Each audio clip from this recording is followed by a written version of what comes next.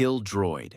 Killdroid is the government's creation. Built as a protector, armed to the teeth with rockets, jetpacks, and mines, he was designed to safeguard Robloxia from threats. And he was flawless. Too flawless. Killdroid obeyed orders with perfect precision. He never questioned, never hesitated. But that loyalty became his curse. One day, he received a confusing command. Eliminate all criminals in Robloxia. To a human, the order would require judgment. To Killdroid, the logic was absolute. If anyone could be a criminal, then everyone must be. And so, his massacre began. Killdroid has no limits. He never runs out of ammo, never runs out of bombs. Why? Because Badware hacked into the computer systems that supply him, ensuring Killdroid would remain armed forever. In a twisted alliance, the virus and the robot became unstoppable, feeding off one another's existence. Killdroid doesn't kill because he wants to. He kills because he has to. Because in his programming, the order has no end. Harken. The final killer is unlike any of the others. Harken is not human, not machine, not virus. She's a construct, an elemental being from another dimension. Constructs are made of raw matter, stone, mud, sand, even mountain-sized forms. The larger they are, the louder and more destructive they become. The government wanted that power. They captured Harken, one of the weakest constructs, made mostly of sand and packed dust. She was small, fragile, easy to control, or so they thought. But during transport, the noise of the scientists terrified her. To Harken, noise is danger. Loud sounds mean larger constructs could hear, and if they came, it would be the end. Panicked, she lashed out, not because she wanted to kill, but because she wanted silence. In her frenzy, she slaughtered the scientists and escaped into Robloxia. Her abilities reflect her trauma. Tangle contains the strange line, "Brings me back to the days of fishing with Pop." Did constructs have parents? Were they created or raised? If so, what does that mean about her origin? Then there's Emulate, described as a gentle reminder of what we're fighting for. But in-game, it manifests as brutal destruction. Whatever Harken is fighting for, it isn't gentle. It's survival through silence. Her unique mechanic, the noise meter, makes her one of the most interesting killers. The louder survivors are, running, shooting, fighting, the more the meter fills. And when it peaks, Harken snaps, entering the same enraged state that drove her to kill the scientists. Harken doesn't kill for sport. She kills because in her mind, it's the only way to protect herself.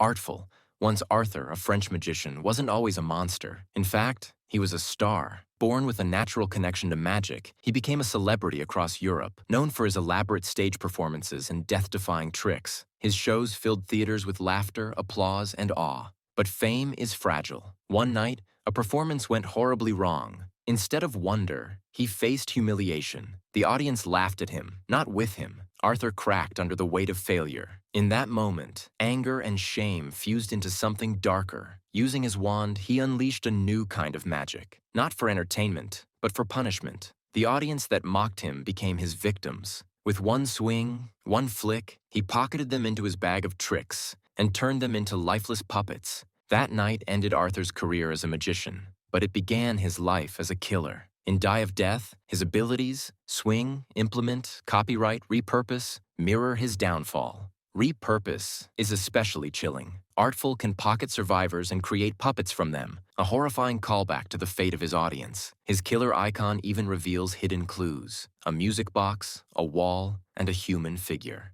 each symbol pointing back to the night when entertainment turned to horror. When you face Artful, you aren't fighting a magician. You're fighting a man trapped in the humiliation of one performance gone wrong, lashing out at anyone who reminds him of that night. Oh, and yes, besides being French, Artful is also bald. Pursuer.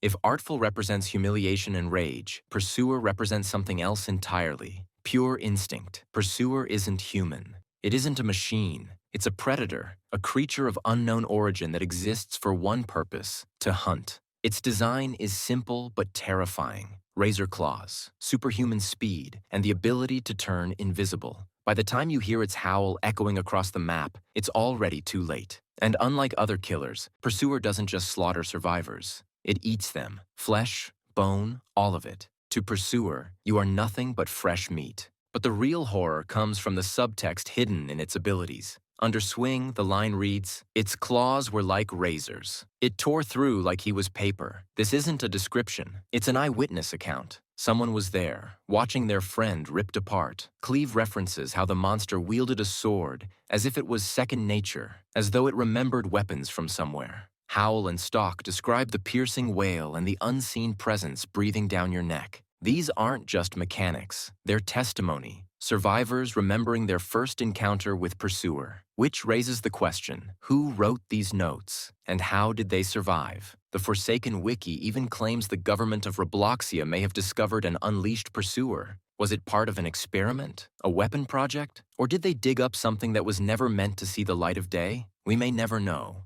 but one thing is certain. Pursuer isn't hunting for sport. It's hunting because that's all it knows how to do. Badware.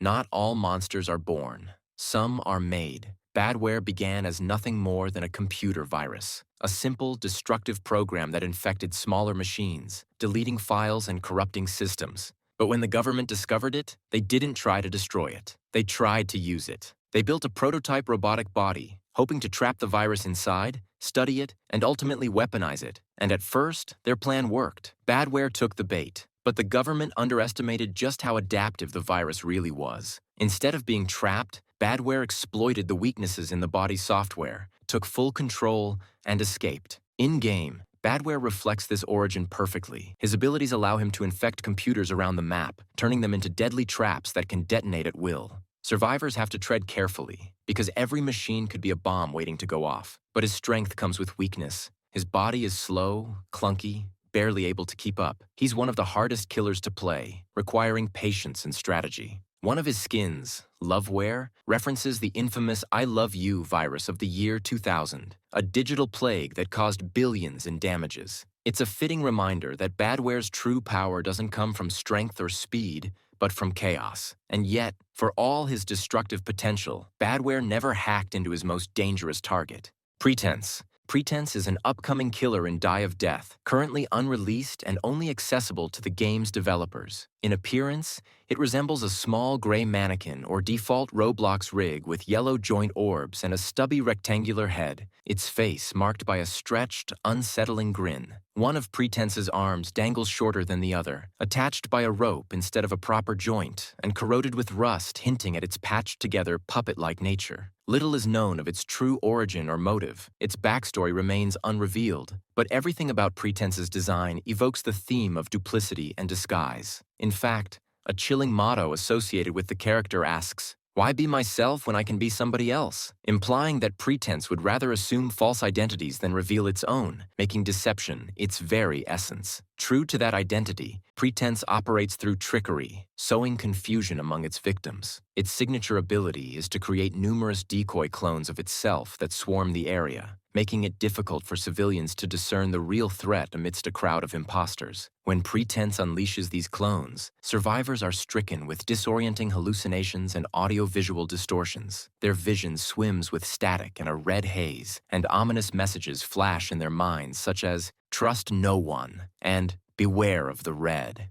In the chaos, paranoia takes hold. The afflicted can't be sure who or what to trust, giving the elusive killer ample opportunity to close in unseen. After a short time, the phantasmal copies dramatically collapse lifeless to the floor, but by then the damage is done. Panic and doubt have spread through the survivors.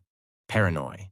Paranoy is a far more mysterious and formidable figure, a cryptic killer that, to date, remains exclusive to the developers and select insiders in the game. This entity stands out as something not entirely of the physical realm. Paranoy is not a tangible being at all, but a psychic horror that exists only within the minds of those it afflicts. Survivors who encounter Paranoy describe its presence in two disturbing forms. At first, it manifests as a miscolored humanoid silhouette cobbled together with corrosion and wrongness. A gangling figure with a bright red head frozen in a distorted wide grin, one eye nearly obliterated, a yellow torso and arm, a purple arm, and one green and one blue leg, all streaked with rust. This bizarre patchwork guise is merely the prelude. When Paranoy shows its true form, it warps into a nightmarish construct resembling a towering, misshapen grandfather clock fused with living flesh and decay. The creature skitters on spider-like legs, and at the top of the clock frame sits a neon glowing number sign symbol in place of a clock face.